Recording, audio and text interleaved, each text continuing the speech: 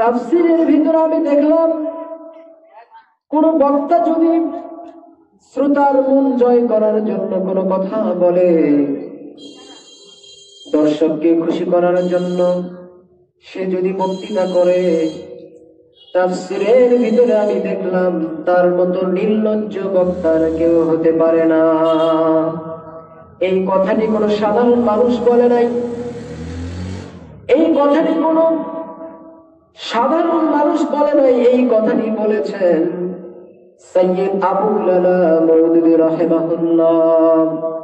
যদি মানুষকে খুশি করানোর জন্য মানুষ আপনাকে বাহবা দিবে, অমুক গ্রামের অমুক ছেলেটা এত সুন্দর কথা বলে, আপনার বুদ্ধিভিত্তিক জ্ঞানটাকে যদি মানুষকে খুশি করার জন্য ব্যবহার করেন, আল্লামা সাইয়্যিদ আবুল আলা মওদুদী বলেছেন তার মতো নির্লজ্জ বক্তা কেউ হতে পারে না।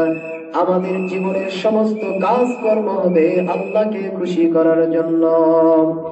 আল্লাহ রাব্বুল আলামিন বলেন, কুল ইন্না সালাতি ওয়া নুসুকি ওয়া মাহইয়ায়া ওয়া মামাতি লিল্লাহি রাব্বিল আলামিন। পড়েন আল্লাহু আকবার। সূরা আনআমের ভিতরে আল্লাহ পাক বলতেছেন, বলো আমার নবীজিকে বলা হচ্ছে, বলেন আপনি আমার নামাজ, আমার কুরবানি, আমার বেঁচে থাকা, আমার মরে যাওয়া সব আল্লাহর জন্য নিবেদিত প্রাণ। সুবহানাল্লাহ।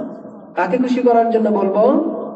আল্লাহকে খুশি করার জন্য আমাদের জীবনটাকে উৎসর্গ করব।